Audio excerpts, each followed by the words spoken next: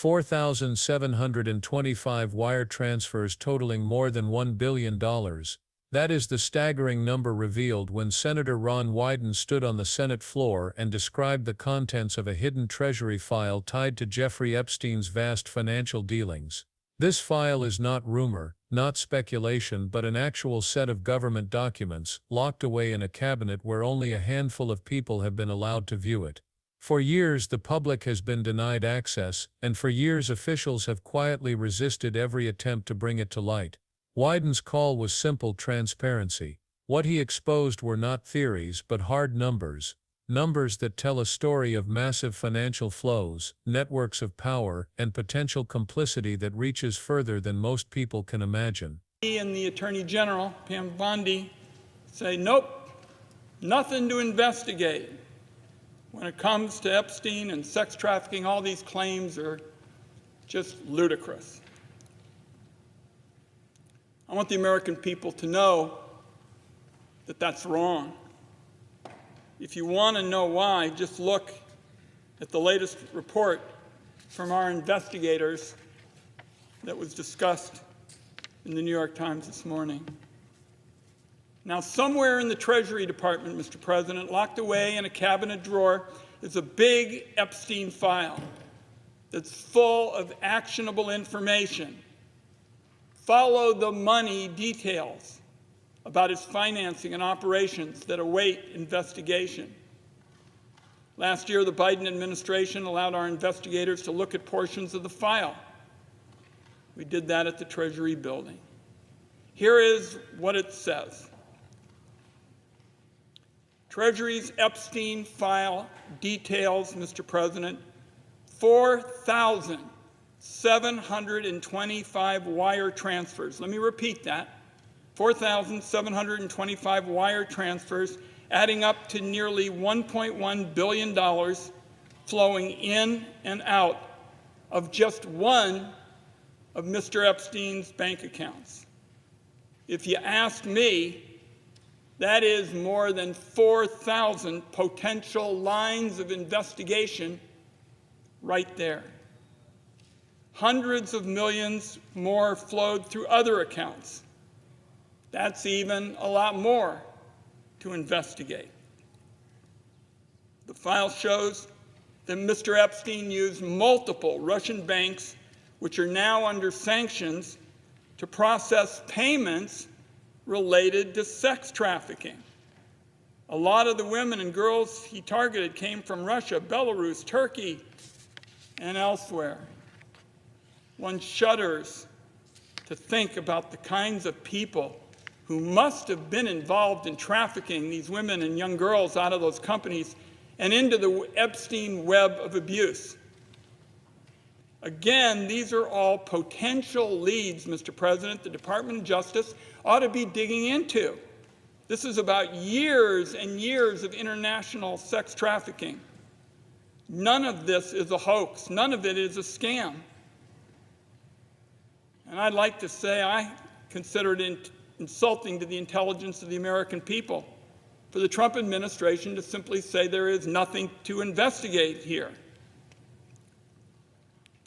Now, when the Trump administration came in with a lot of fanfare about transparency and openness, I said, I'm going to follow up on that.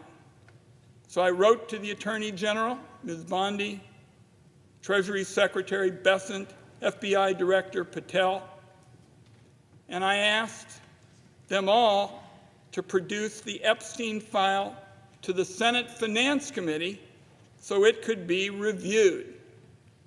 In fact, I've made that request multiple times.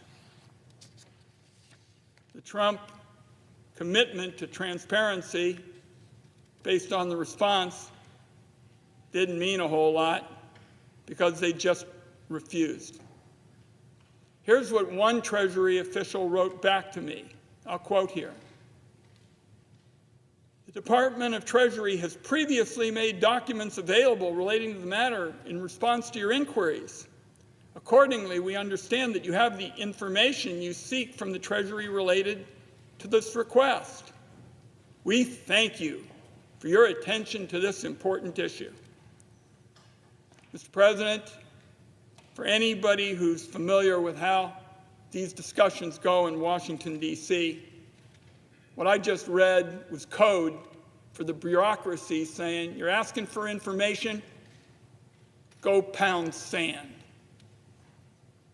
The Trump administration may be trying to close the books on the Epstein sex trafficking, but I want it understood as a senior member of the Senate Finance Committee, where we spend a lot of time looking at where substantial sums of money are going, particularly if they may be promoting wrongdoing and helping to evade taxes. We are going to stay on this fight to hold the wealthy individuals accountable for the harm that they clearly were involved in injuring the young women and others in this sex trafficking. So I'm going to have more follow-up for Attorney General Bondi very quickly. As for today, Mr. President, if she doesn't want to do the investigating, doesn't want the DOJ to do it, let me just restate my original. Consider the scale of those numbers. Nearly $1.1 billion coursing through a single account tied directly to Epstein. This was not scattered spending over decades, it was not a trickle of quiet investments, it was thousands of distinct transfers, each one a potential clue, each one a line of inquiry waiting to be pursued. That kind of volume does not match the behavior of one man indulging his wealth. That is the pattern of a network. It looks like organized laundering, like the financial movements of multinational criminal enterprises. To dismiss that scale is to deliberately ignore the red flags waving right in front of our faces. What makes this even more disturbing is where the money moved. According to Wyden, the Treasury file shows transfers passing through Russian banks, some of which are now under sanction for corruption, secrecy, and ties to hostile networks. Why would Epstein, a man already exposed as a predator, funnel money through those institutions? Why did so many of his victims come from places like Russia, Belarus, and Turkey, countries consistently referenced in the trafficking records? The overlap between the financial trail and the human trail is impossible to ignore. These women and girls were not appearing out of thin air. They were pulled into a system, a pipeline, that was international in scale and financial in design. Yet instead of a wave of investigations, instead of public outrage leading to accountability, the response from the agencies holding these documents was almost mocking. When Wyden formally asked for the full file to be given to Congress, Treasury officials issued a polite but empty letter, claiming he already had what he needed. In Washington speak, this is a tactic well known to anyone who has ever tried to cut through bureaucracy. It was essentially a coded rejection, the government's way of saying stop asking questions, you will not get more. Wyden himself made it clear, this was code for go pound sand. And if a senior senator is told to back off, what chance does the public have to ever see what is inside those files? At the center of this silence is one name that stands out, Pam Bondi. As Florida's Attorney General, she was responsible for a state where Epstein committed many of his most notorious crimes. She had the experience, the context, and the authority to know just how serious this case was. And yet when she had the chance to pursue the truth at the national level, she chose not to. Instead of pushing for transparency, she allowed the silence to continue. Instead of demanding accountability, she stood with those who preferred secrecy. For someone whose role should have been to protect victims and expose predators, her decision to stay quiet represents not just a failure of leadership, but a betrayal of responsibility. This goes far beyond the actions of one official. It is a reflection of a system that bends under the weight of power. Promises of transparency collapse when faced with the risk of exposing the wrong names. Campaign slogans about accountability become meaningless once the spotlight turns toward elites. Bureaucracies, designed to serve the people, become walls shielding those who least deserve protection. And the survivors, the women and girls whose lives were shattered, are left to watch as their pain is ignored and their abuser's network remains hidden.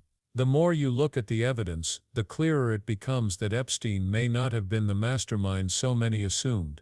He may have been one cog in a machine far larger, one visible face in a network that stretched across borders, banks, and institutions. The scale of money laundering suggested by the Treasury file points to something systemic. If those numbers were fully investigated, they could reveal connections that would shock the world, connections that may include figures too powerful for institutions to comfortably confront. That is the only explanation that makes sense for the stubborn resistance to release the file. It is not withheld because it is irrelevant, but because it is explosive. Meanwhile, survivors are left abandoned. They are told in effect that the people who enabled their abuse are untouchable. They watch as government agencies bury evidence that could validate their stories. And they see that when predators are tied to wealth and influence, justice is not just delayed, it is denied. What message does that send to the rest of society? That accountability only exists for the powerless. That if you are wealthy enough, connected enough, the system itself will bend to protect you. This is not just an injustice, it is a dangerous precedent.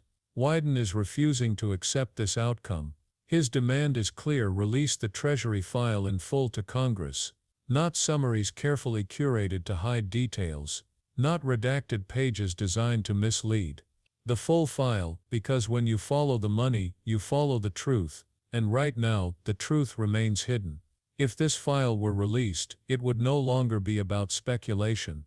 It would be about documented financial evidence, undeniable patterns, and names that could not so easily be erased. That is why there is such resistance. Once the information is public, it cannot be contained again, but there is a risk. If attention fades, if people move on, if outrage dies down, the cover-up will succeed. The file will stay locked away, and those responsible for burying it will win. The powerful will remain untouchable, and the survivors will remain unheard. That is why this moment matters. Because it is not only about what Jeffrey Epstein did, it is about how governments handle predators when predators are tied to elite networks. It is about whether transparency is real, or just a slogan repeated when convenient.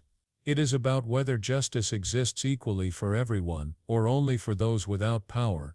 Ask yourself why a billion-dollar file remains hidden in a Treasury cabinet instead of being pursued by investigators. Ask why a former attorney general from the very state where Epstein operated would choose silence over exposure. Ask why a senator has to beg for access while the agencies tasked with oversight dismiss his requests with bureaucratic brush-offs. These are not coincidences, they are deliberate choices. Choices made to shield the powerful from scrutiny. Choices that reveal how far the system will go to protect itself. When Wyden spoke, he was not only speaking to other lawmakers, he was speaking to the public. He was sending a message that this fight will not be won inside one chamber in Washington. It will be won if enough people refuse to let this story die, if there is consistent pressure, if silence is no longer tolerated. Because files can be unsealed, investigations can be opened, and truth can be forced into daylight, but only if there is enough demand to overcome the resistance of those who prefer the shadows. 4,725 transfers. $1.1 billion. Banks with histories of corruption. Victims trafficked across borders.